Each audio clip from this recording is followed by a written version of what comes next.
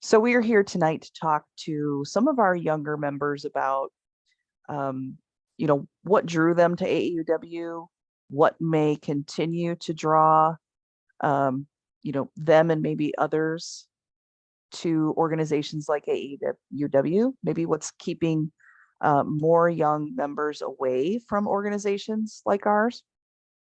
I know this is a struggle for most of our branches where we're trying to reach out. We don't know how to reach out. We don't know sometimes how to relate to younger members. And that is the whole purpose of our session tonight, is to really talk to those people and find out, what draws them in, how we can better market, all of those kind of things. But I would like to make sure that we keep this to an hour, and I do want to allow time for Q&A.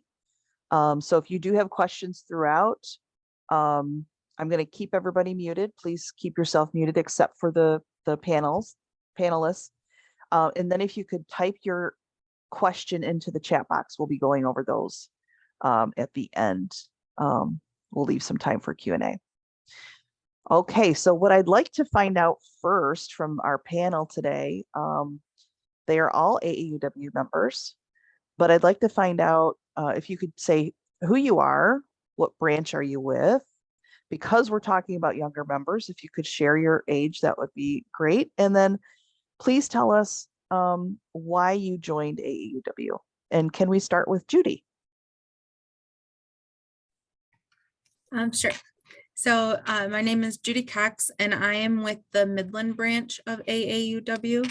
I'm 37, and I joined AAUW because of our book sale. They had a membership table there, but I stayed because of the ladies that are in the branch. They're all very passionate individuals and were willing to share a lot of things about why AAUW is important. And then they involved me in a lot of things. So that's what's kept me there. Do you have a current leadership role in the branch? I do. I have a couple. I am the membership chairperson, and I'm also the scholarship liaison. Okay, thank you. How about Julia? Yeah, good evening, everyone. As Sheila said, my name is Julia. I am a part of the AAUW Ann Arbor branch. I am almost 32, so in about a month, I'll be 32.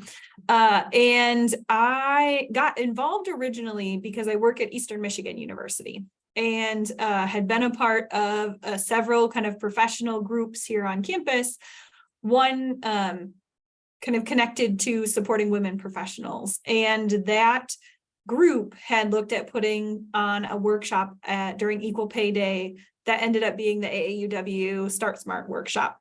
And they were looking for facilitators for that. And so I had kind of gotten the tap on my shoulder, like, hey, we think you should facilitate this session. We think you'd be good at it. And ended up in kind of that whole process, realizing in order to be a facilitator, you had to be a member of AAUW. And so that led me down the path of becoming a national AAUW member. And then as I kind of went through that process, learned a little bit more and found out that Ann Arbor had a branch and said, hey, let me see professionally if this will be a place that can support me and could help me as a kind of a young professional entering this field at the time, get connected to others in the area, in particular, because this area is heavily populated with higher ed institutions and individuals who had a lot of connections to those institutions. And came to one of the branch meetings, and I think from there was recruited into a whole host of leadership positions, and at the time was not in a place of my life where I had figured out quite how to say a balanced level of yeses and nos, but it led to some really great opportunities, being able to serve as a college and university partner, being able to then move into becoming a president-elect and president of the branch, and just finished up serving as past president of the branch.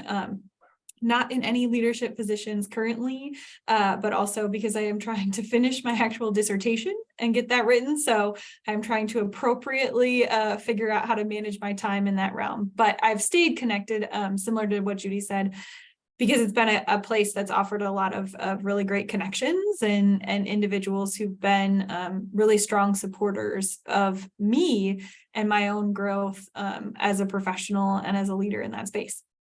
Nice. Thank you. How about Kenge? All right, so I guess I'm on the edge of being young or still being young. So can you repeat the questions again, Sheila? So name and age. I know that you're Mhm. not a current branch member. You're Correct, a state of Michigan member and a national member. And correct. then why did you join AAUW? Certainly. So my name is Nkingi Gonzalez. I believe I'm about 51. I don't do the math anymore. I don't talk about it. Um, I was a non-traditional student when I initially joined AAUW. So I had gone back to school late life, wound up just seeing what I could get involved with on campus to assist me in being back in that environment again, and came across AAUW, went to Nick Whistle, wound up working in the Women's Resource Center, serving as liaison for She Should Run and Start Smart. And I believe those were the banner events from AAUW. From there, I was one of the inaugural members of our state's SAC, the Student Advisory Council. And I've kind of stayed since then. So post-graduation, I am now the DEI, Diversity, Equity, and Inclusion Director. And the reason I stayed is pretty much, I guess, like some of the other ladies, because of you all, right? It's great camaraderie. The mission is important. And it's been a stretch, to say the least, because as a late life student, you wind up, you're almost like resetting, right? It's not always that you're doing a lateral move or you're doing it to augment what you're currently doing. I had run into a brick wall in management, and they said I needed a degree. And so after hearing that multiple times, I went back and got my degree. So fast forward to today. Thank you all. Thank you. Thank you. And I should say right off the bat that, the panel can only speak from their perspective. They don't represent the entire population under the retirement age. But we're going to hear from them. And, there's some things that we could generalize about, younger members that might, go across some age groups. So my first question, I'm not going to ask everybody this question or each question, but just I'll pick and choose who to answer. When we try to recruit or involve younger members, it seems like we get a lot of comments about how busy younger members are. So what we'd like to know is, how do you decide how you spend your discretionary time? What goes into those decisions? And if we could start with Judy, that would be great. Well, I guess first off, good luck, Julia, because the dissertation, I'm keeping my fingers crossed for you. But I think just trying to put is what you can on your plate, and you just have to, for me personally, I put everything on a big schedule, and where I'm able to fit it, I do. I also felt a little bit like Julia when I first started in AAUW, and it wasn't AAUW's fault at all, because there were lots of things that I was involved in, but I didn't really have my yes, I can do this, no, I can't do this type of a thing, but I have figured out a good balance with it. It just took some time. But really, I mean, the AAUW, like Kenge said, it has a great mission. And so that speaks to me as a person. So that's what really makes it a priority for me above some other things. So when I am trying to fit things into my schedule, I usually have those AAUW pieces on there, and then I'm not willing to take some of those off of the docket just because of how passionate I am for those. That doesn't necessarily mean that I 100% say yes to every AAUW thing, because I am a part of a couple of other organizations that I'm also passionate about. So I have to balance some of that. But I can say for me personally, and I've noticed this a little bit because I teach nursing students at a university. So I tend to have a younger grouping of students anyway. If it's something that they're passionate about, if it speaks to them, if it sparks something with them, then they're more likely to be engaged and involved in that with me at the university. And I can identify with that very easily, because if it is something that I feel is important or it speaks to me, then I'm willing to keep it. And if not, then it's kind of, swipe left and go on to the next thing. Right. And Julia, I know you are extremely busy as well. Would you say that you agree with that, or do you want have something to add? Yeah, I think a lot of it comes down to that personal passion piece that Judy talked about. Like, is it something that really speaks to your values or your core, and kind of how you prioritize and what's central to that? And I think that, and I will at least say kind of where I'm at, that's a lot of the conversations that myself and my peers are having, especially kind of coming out of the last few years that we've had, really kind of saying, how busy do I want to be? And with that, are the things that I'm committing my time to connected to the values that I hold? Are they things that are aligning with who and how I want to be able to show up? And if they're not, then those are the things that I'm making those choices around. Can I continue to commit my time here? Not necessarily saying that I don't support something or that I don't still believe there's value in an organization or a certain like commitment or type of work that I'm doing, but is it where I can invest my time? Does it align with the values that I'm showing up as, or the things that are important to me in that moment? And I think that that's a lot of what Judy said around that passion. Like, is it something that's filling my cup when I'm pouring a lot out in any various place every single day? Is this something that's at least pouring a little bit of that back into me, to be able to find that balance, or be able to find that blending of the things that I'm involved in? Thank you. And the next question, I'll start with Kenge. What are the most effective social media platforms to get your attention?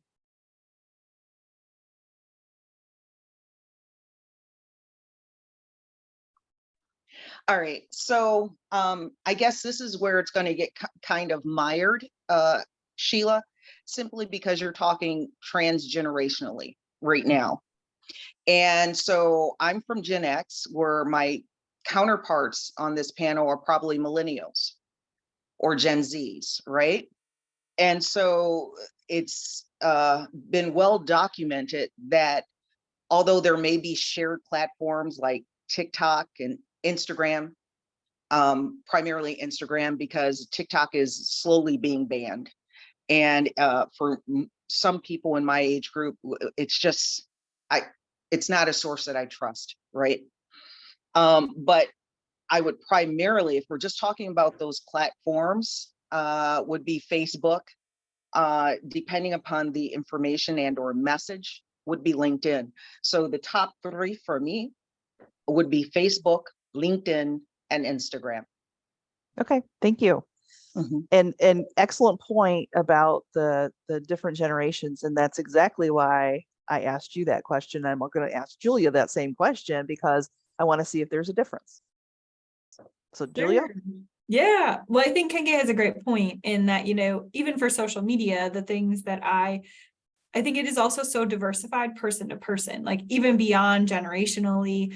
I think you're finding more and more this spectrum of individuals who have either been like, no, like I have technology coming at me from every angle possible. And like you're finding, I think, some individuals saying like, I can't be on all of these platforms doing all of these things. And then you have individuals who really embraced it.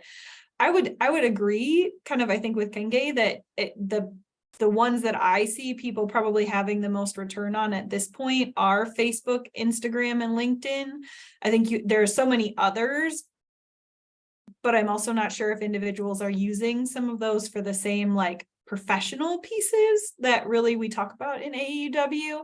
And I think to what Kenge shared, it also is about what kind of content are you trying to share? What is the message that you're trying to deliver on those?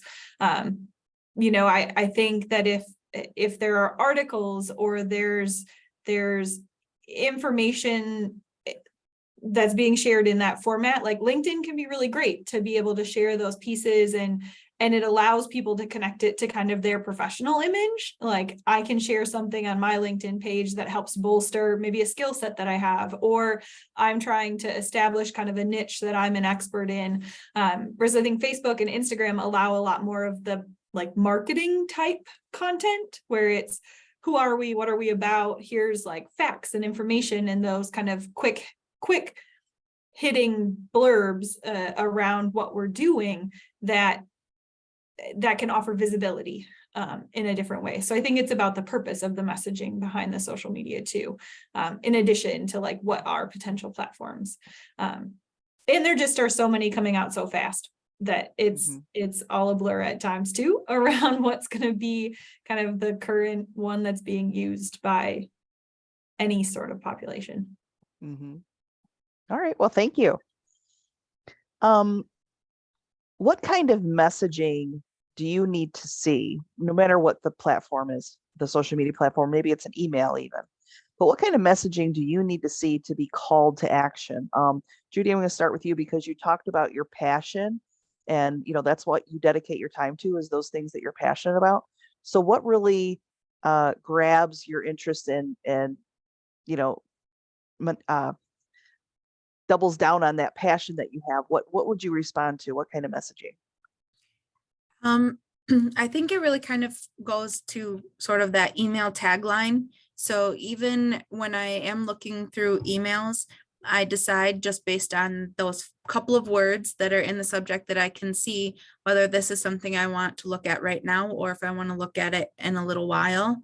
And I feel the same way about the types of things that I get involved in. If it has that tagline that just encompasses what it is. So maybe it is like the 2-minute activist. If that's something that I'm really passionate about, that should be the piece that's at the front so that I know, okay, this is it for me. This is what I need to look at.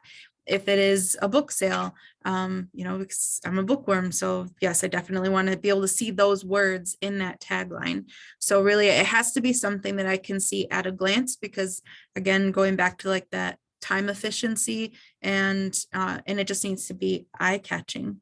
So that is how I kind of rule all of those types of things. If I have to dig for the meat of it, then it's already sort of lost my attention to start with. Thank you.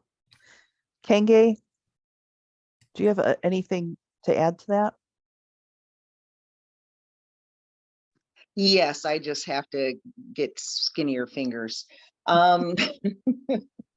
Well, I think that is correct when it comes to the email, that subject line is very important in order to gain someone's attention. And beyond that subject line, will I know what you're talking about in the first probably couple paragraphs? Beyond that, the types of messages that call me to action would be things that deal with social justice, things that relate to my profession to advance it. So I think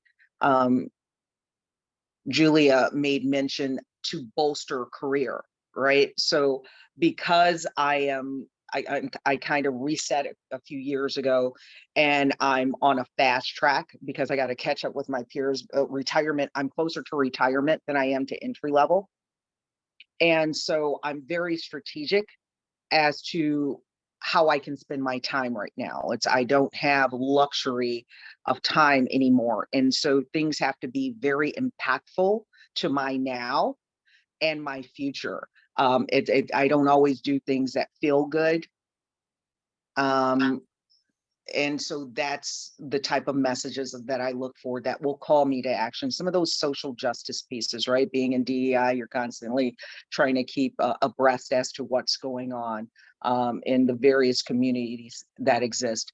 Being in real estate, whether it be from the HUD or whether it be unfair housing practices, right? Those are things that call me to action. And that's what I look at. So if it's outside of that purview, I don't have the necessary bandwidth to engage, unfortunately. Those are two really great answers. And what we need to keep in mind, I think, is that the majority of our members, I mean, the average age of our members is 72. The majority of our members are retired. So there is a whole different way of communicating to people who have very limited discretionary time. And we really need to do something that's impactful. For example, coming to a membership meeting to hear someone speak on a subject that, you know, someone may not be interested in is probably not what they're considering a good use of their time. Whereas protesting at the Capitol might be right up their alley. Like, I will take time to do that because I know that that is going to have a huge impact. Me sitting at a 2-hour meeting, listening to somebody talk may not be something I'm interested in. So, excellent point to remember that, you know, if they only have an hour, what can I have them do in that hour to have the most impact? Great answers. If AAUW or AAUW of Michigan or a branch were to reach out to you or your friends with a value proposition for membership, meaning it's so worth your time, it's so worth your dollars for membership, what should we be promoting to make you consider the return on investment to join the organization? I'd like to start with Julia. Oh, I think that's a great question. And I don't know that I have a one size fits all answer.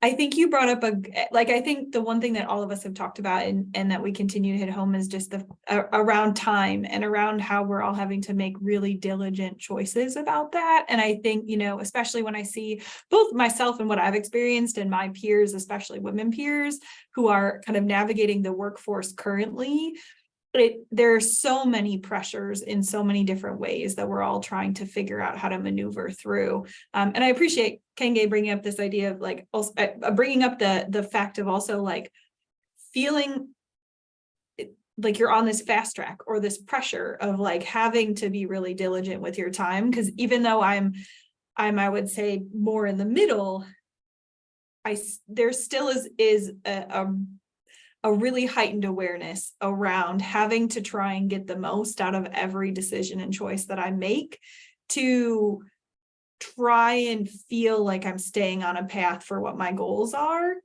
Because I think there's been so many, especially out of what I feel like I've experienced over the last couple of years where, you know, just the external pieces and pressures, all of the like unpaid or unaccounted for labor that is happening in my life around, you know, my household or around just relationships and navigating space and commitments. It all feels like it's only gotten tighter and tighter or wound tighter and tighter. And so I think for that value proposition for me, it's whatever kind of fits in that current goal that I have. And I don't think that that's necessarily a one size fits all. I think there probably are some common themes around, you know, either being able to speak to that this is a community where I can find, you know, other individuals who've maybe navigated the same things that I'm trying to navigate now and can offer perspective or mentorship or connection to be able to help me figure out how to navigate those spaces. Or like for me right now, I have these professional aspirational goals and I'm trying to figure out how to get to that place when maybe I'm not necessarily getting some of the professional experiences in my workplace. because of limited resources or because of how the workforce is changing. Or I've had to make a career pivot, and in making that, now I'm trying to like, you know, prove that I have this skill set when I probably already have it, but it's not being acknowledged in a certain way in that space. And so being able to have a value proposition of I'm going to get this experience, or I'm going to be able to pad my resume in this way by being able to be involved here. And I think a lot of it's around transparency. I do think, you know, the current, I would say, younger generations, one of, I think, the frustrations or the things, even they've talked about it a lot in terms of fundraising and donor relations, is around transparency. We've had a whole lot of things where information has felt murkier, I think, than it's felt in the past. And so I do think in terms of a value proposition, it's kind of laying all the cards on the table too, and being honest about what someone might be stepping into. If it's that, you know, hey, we're working through some of these challenges as an organization, but that's also this opportunity for you to be involved and to make a difference in X, Y, or Z. Or we've been able to make these really great strides, and here's goals that we have set that we're walking into. I think that value proposition has to carry some level of kind of transparency and engagement, and how that can be a return on investment for the person who's saying, I'll commit to this organization. And I think the final thing that I feel really strongly about is the values piece. Like for me, that's how I've started trying to make my decisions about where I invest my time. Like, how does something connect to my personal values? How does something connect to who I want to be, the way I want to show up in this world, what I want to have my name connected to that degree? And so I think, you know, leading from that place of what are the values of our organization, and how does that center around the decisions that we're making, or how does that center around the way that we operate as an organization, for me to be able to gauge, is this something that I want my name tied to? I think because also living in a world where information is accessible at our fingertips, and also in a world where that information can be whatever is put out into the world, for professionals, and something that I've really had to think about is like, if someone Googles my name, what comes up when they Google my name, whether true or not? What am I connected to, and how am I connected to it, and how is that going to influence my opportunities and the way that I move forward? And I think that can be where values have to come into a critical play there. Mm-hmm. Thank you. So, Judy, what about you? Again, if we were to reach out to you or your friends with a value proposition for membership, meaning, hey, we are worth your $100, what would we promote to get you to consider that? So I think I have a pretty decent spiel for this, because one, I am membership chairperson, but when I do talk to my friends about the organization, one of the first things I get, and please don't take any offense to this, isn't that a bunch of old ladies? And I say, well, there are some very experienced individuals that are in the organization with me, but no, it's not just a bunch of old ladies that are part of it.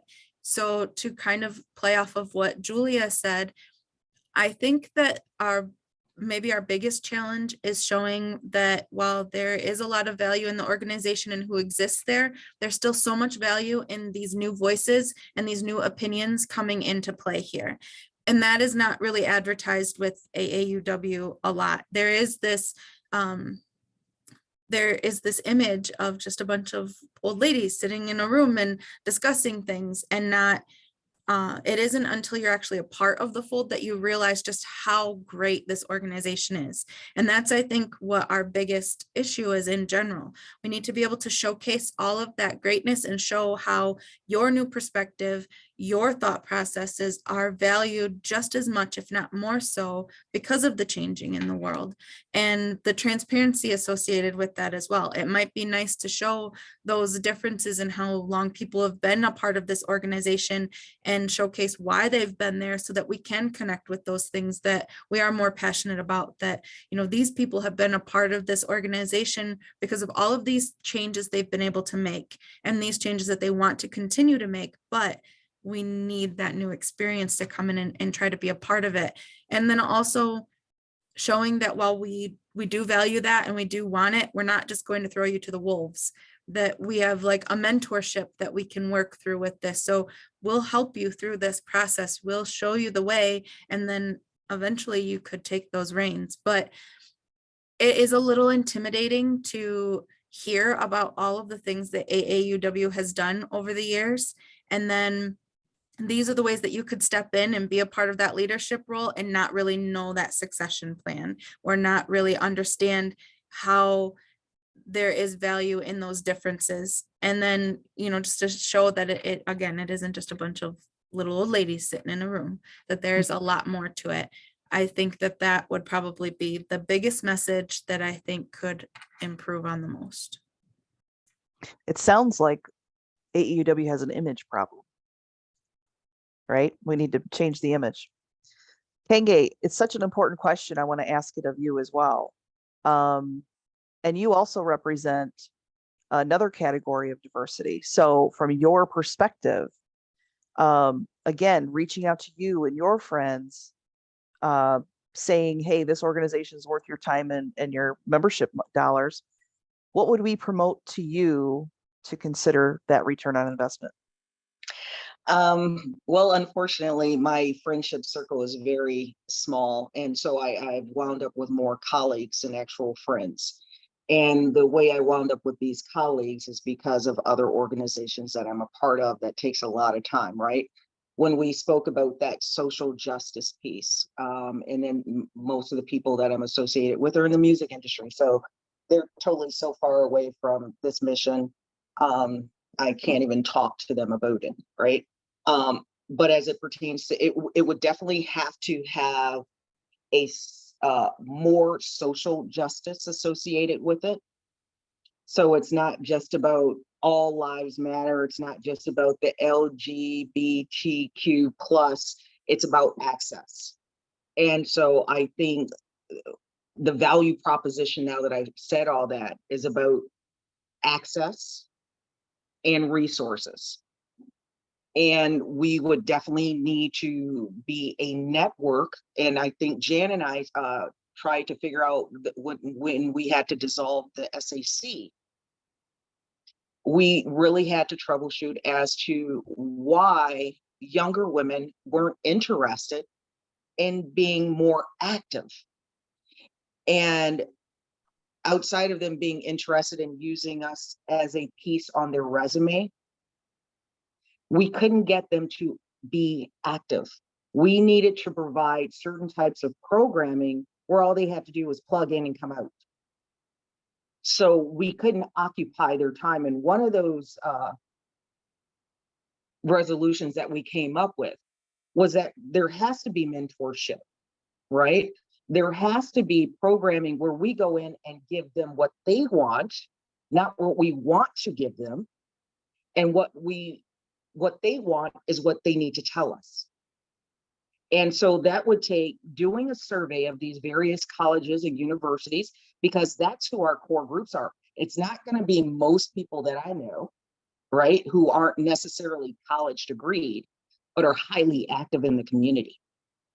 So for me, that value proposition for membership is the access and resources and mentorship. Okay, thank you. You're welcome. Can I add a point to that, Sheila? Yes. I think something that Kenge just said is also a piece that I would say, as an organization, it's something I do believe we have to keep in mind, is around how generationally we're viewing education as a whole too. I think that especially the newest generations are coming into a position where they're thinking creatively and thinking critically about, what is it that I want to do? What's the impact that I want to make? And what's the pathway that I have to take to get there? And what is that pathway costing me in terms of financially, in terms of time, in terms of life experience? And I think in particular with Gen Z, individuals are saying, but I can make the impact that I want to make, and I can have the community I can make the change that I want to see in the world without it necessarily meaning that college is the pathway to do it. And not to say whether or not that's right or wrong, but to say that I think as an organization, it's going to be something that I think we have to grapple with if we want younger members about what does it mean for us to hold this mission, but also hold a requirement that you have to have a college degree to make an impact in this mission. And where that may come to a crossroads of people saying, but if I can do this mission and I can do it with my friends, and not all of my friends fit the like requirements to be a member here, but we might fit the requirements to be a member over here. That's how people are going to start making their choices too. So I do think, because even in my peer group, I'm the only one out of my core group of friends from high school that went on to college. We're all living very fulfilled lives and doing the things that we're really interested and passionate about it. And I think we all care about like what is AAUW's core mission from like what we're all engaged in the conversations that we have in what we do.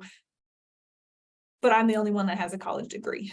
And so, and I know I've shared this story with a few people on this call too. Like when I became the president of AAUW, or when I was getting elected into president-elect and on that pathway, like even my mom was really excited about it. And like one of those things where she's like, what can I do to support? And like, she was on board with it, but she didn't have a college degree. And so it was like, well, you can support me, but you can support me from here. Like you can't necessarily join. And so having to have some of those tough conversations too around like people who really care deeply about the mission of AAUW, but maybe can't be involved in the mission. And how does that impact then where people invest their time? And for generations, I think, especially like, I would say the millennial generation or even Gen Z,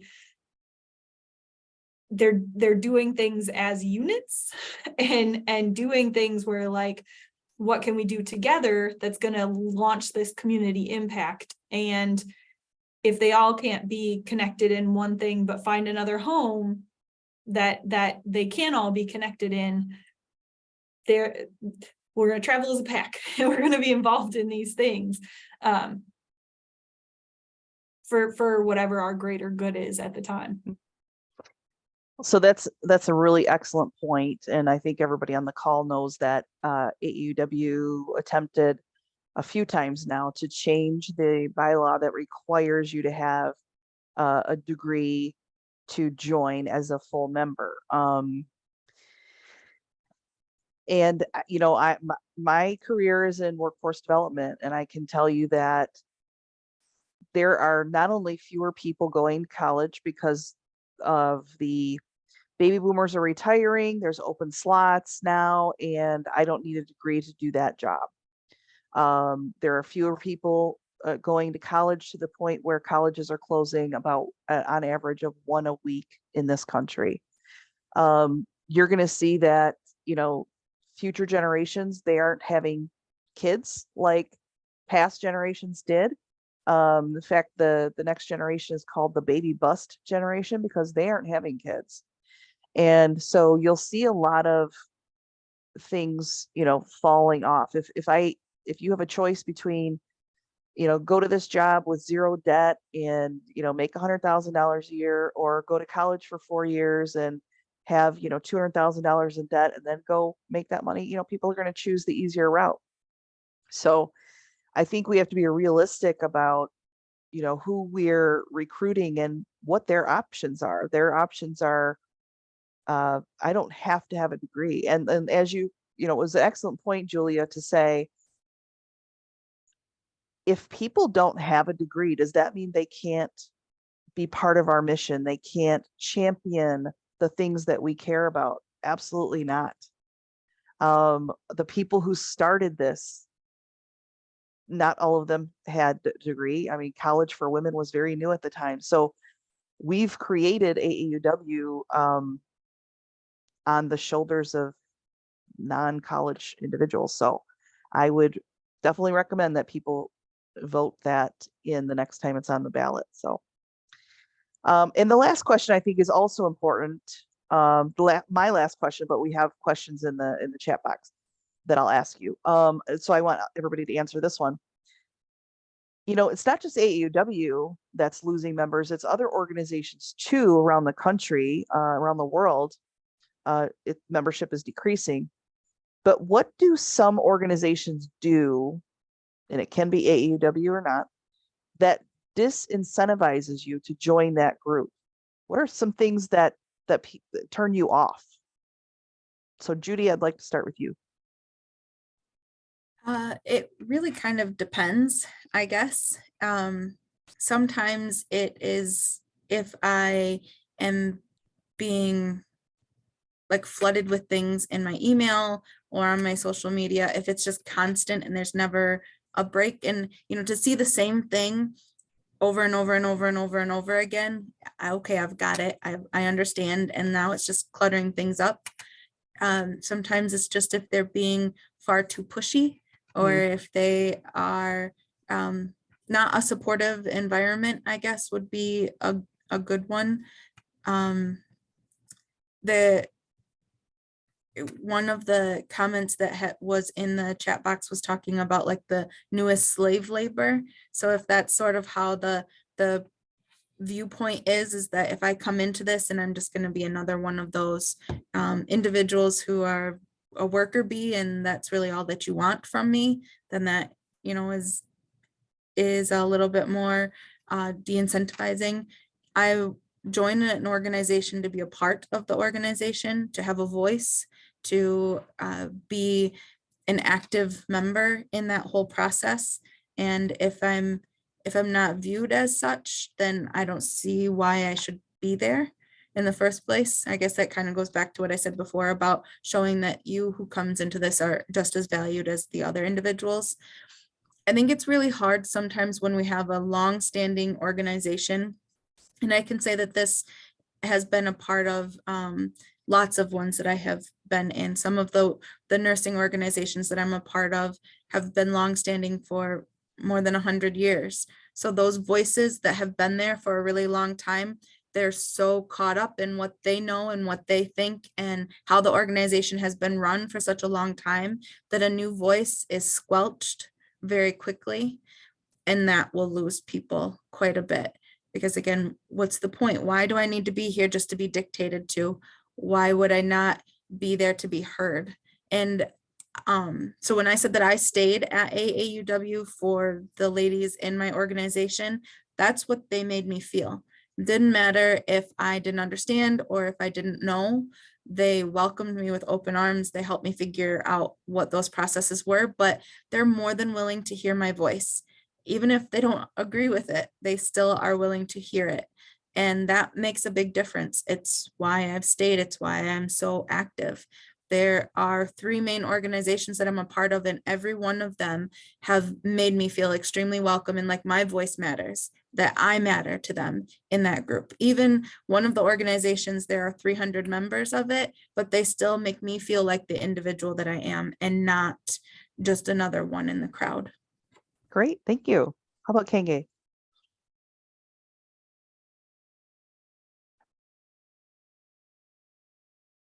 Okay, sorry, fingers again. Yeah, so I think for me, Judy really touched on the voice, and I would elaborate as it pertains to idea exchange and levels of comfort. Am I accepted, right? So beyond just being able to be heard, is that there's got to be, we talk so much about the vocal side of things, but there's the unspoken side of things. There's attitudes, there are gestures that will send signals, and a person's interpretation is that person's interpretation. But there are still those unspoken cues that will let a person know whether they're welcome or not.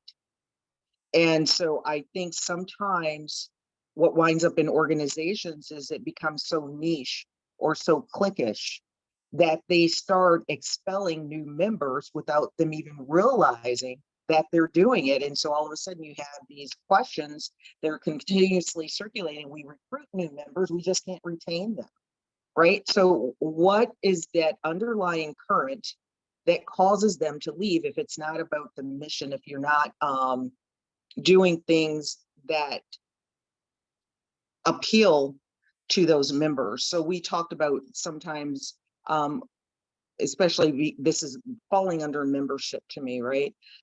We have some branches who feel that book club is the sole thing, right? And I'm not saying that that's not appealing, because there's some great books that are run through there, but it can't be your sole outlet for those branch members if you're looking to attract branch members who want to get out there and be 2-minute activists. Right. So you really have to look at what your branch offers versus what you're saying to attract those people. And you have to be accepting, again, of that voice. You have to have an atmosphere that is welcoming. And you have to give those voices platforms, right? So you can always hear me and we can do idea exchanges, but will you allow me to implement certain ideas and we execute them? I think so that type of behavior can be disincentivizing to new members when they're not valued.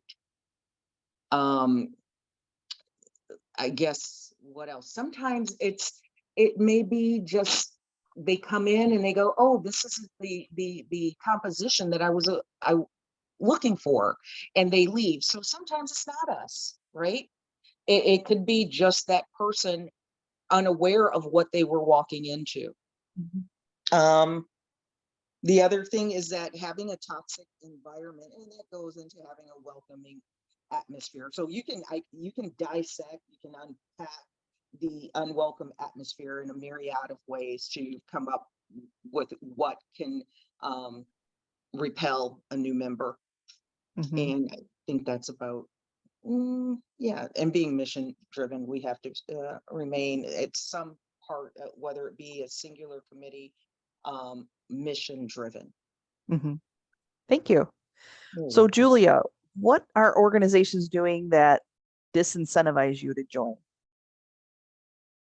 Yeah, I would say where I'm at currently, I would echo what Judy said about the worker bee. I think, I, at this point, want to be involved in as much as I can commit to, but that also means that I'm having to make choices around the percentage of commitment I can give to any one place. And if every place is coming at me saying, nope, if you are a part of this, then be on our board or do this work or be a part of this project, it doesn't always allow the flexibility for me to say, yes, I want to be a part of AAUW, but this is what I can commit to this year. This is what I could commit to 3 years from now. And to be able to manage my time as flexibly as I would. And so what it's led me to have to say at some moments is like, no, if this is your expectation of me coming in as a member, then I have to say no to this, because I can't give that, and I won't put my name on something that I can't stand behind and represent myself in the way that I want to represent myself. And it ends up putting me in a position where I step away from something that I may not have wanted to step away from. But if I am put in a position where I say yes and then can't follow through on that, I feel like I'm misrepresenting who I want to show up as.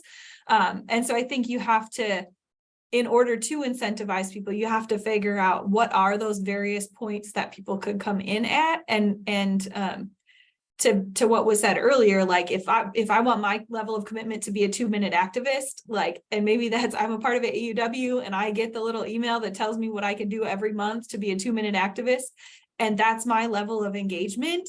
As an organization, I think we have to be okay with that being someone's level of engagement. Or if I come in and say, no, I'm looking for an opportunity, I'm looking to get involved, or I want to take this leadership step, or I want to be a part of this program, then great. We welcome with you open arms if that's what your kind of level of involvement and opportunity is. But to be able to accept that whole spectrum of what engagement in an organization could look like or could be like, and then it's not going to be the same for everybody. And where I think I've struggled with organizations is when it becomes that like no, this is like, whether spoken or unspoken, to Kenge's like environmental comment. If it's that one shoe is going to fit all kind of a thing, that's what tends to be where I have to start thinking about what lines am I drawing and where can I commit my time to feel like I'm best representing myself too.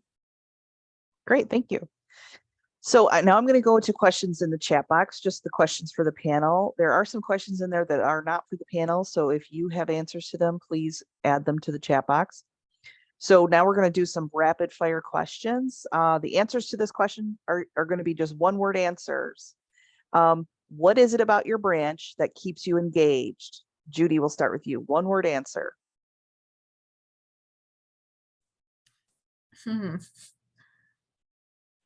Engagement, really. That's it. Just being engaged. Okay, how about Julia?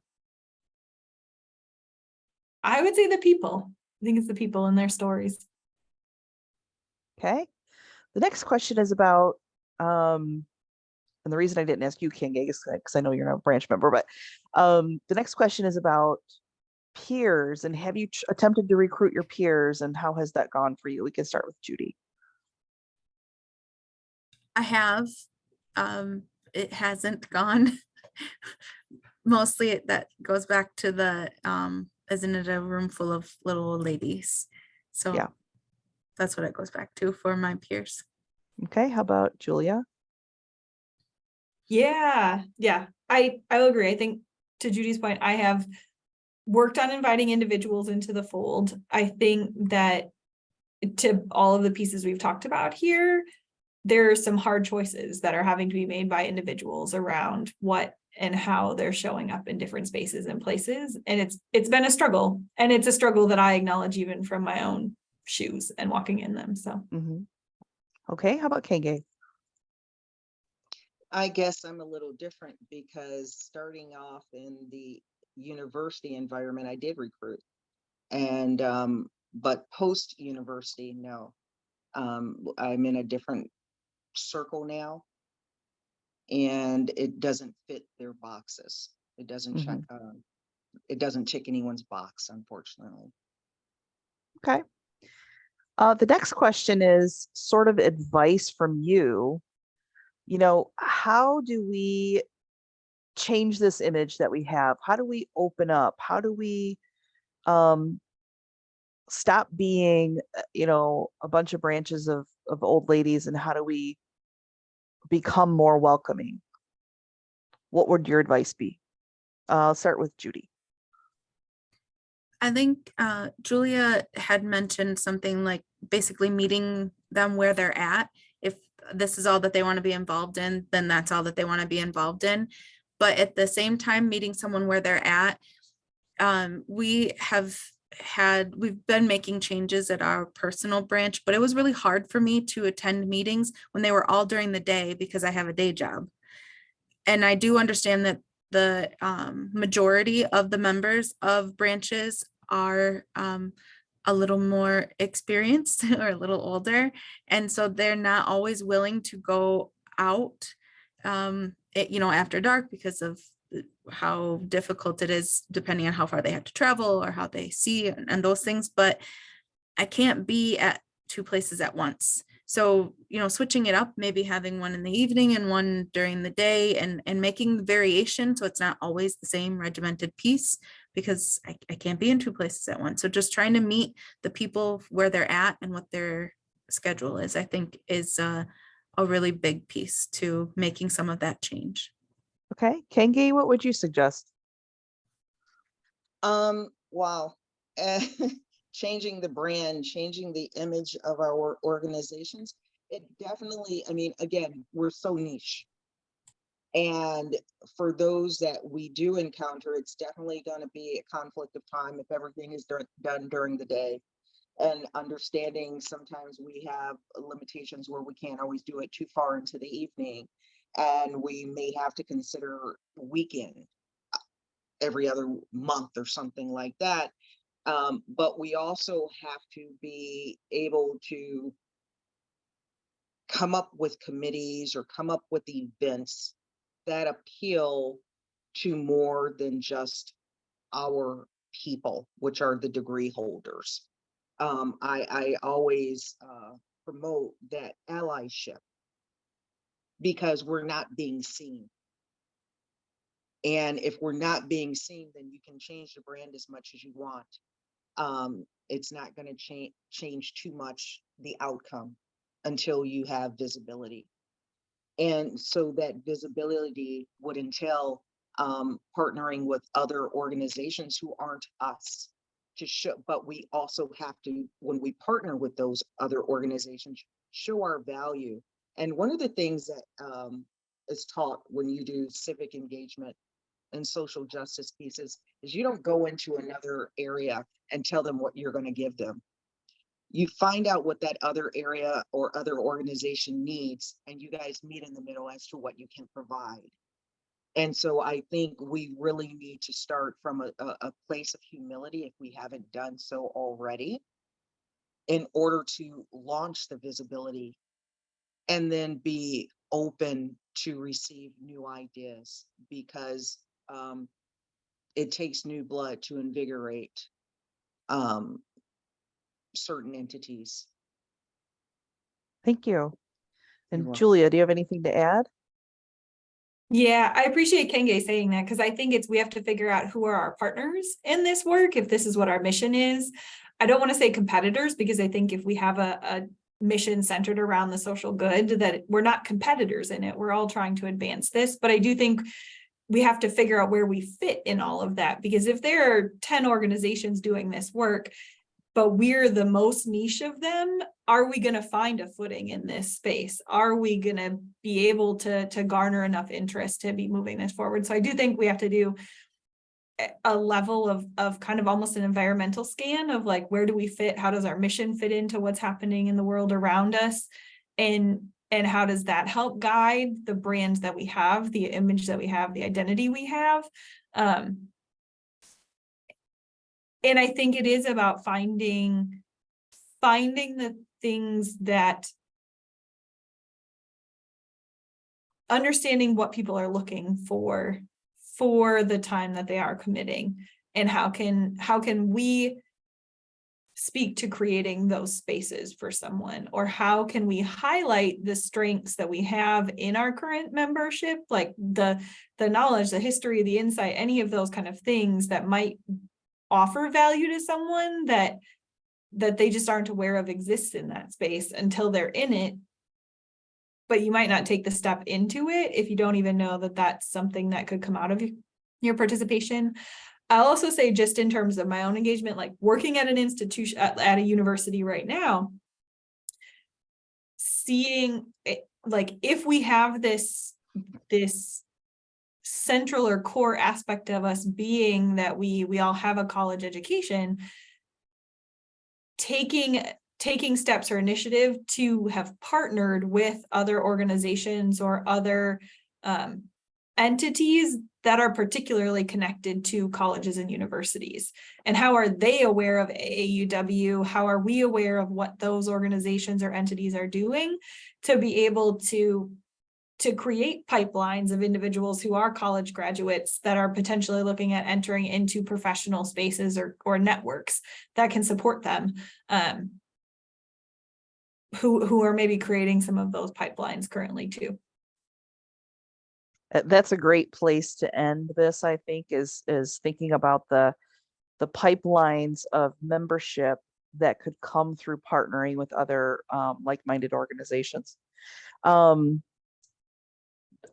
Something similar like that is happening in August. August 26th, AAUW of Michigan is hosting the Women's Equality Day celebration in Livonia, and that event brings together all of the women's advocacy groups in the state of Michigan. And you know, that's a great opportunity to pull everybody together.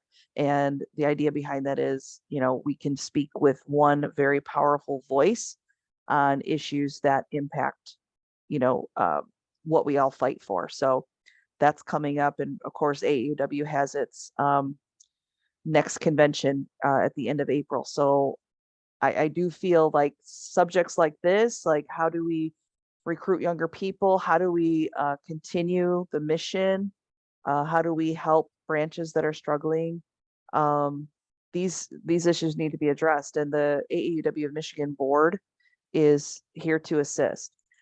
We just released the membership toolkit, which was put out by our membership VP Leah Monger and her membership committee. So that's available. It went out in an email, but that and some additional help for recruiting, are coming. And we can also sit down with you and work with your board directly to help you through some of these challenges. So I wanted to say that, and I also wanted to very much thank our panelists for being vulnerable and letting us hear your thoughts today, because I know that for the rest of us, it was very enlightening. And some of the things that you said were, a light bulb went off. So we very much appreciate your participation today. And as I mentioned, this recording is going to be on our YouTube page, so you can always go back and watch it if you missed something. But maybe this isn't the last you've heard about. We're not doing a one and done. We know this is a big issue for branches, and we want to make sure that we can help you address this issue. So thank you so much, panel. Thank you so much for everyone who attended. And I hope everybody has a great night and got a lot of ideas from this event. Sheila, I have a question for you. Yeah. Yep. Go So ahead. you had said that there were questions in the chat box, that some of them were directed toward us, some of them really weren't. They were more like branch questions. Will you be addressing some of those and maybe sending it out to us, or maybe to the branch presidents? Because some of the things that were in there, I'm interested to hear what those responses are as well, or what some of those things are, or resources, because they're not things that I'm aware of either. And I think that they're valid questions that need to be answered. I can definitely do that. I'm looking at I get this records the chat as well, so I'll be able to do that. Thank you. All right. Thank you. Good night, everybody.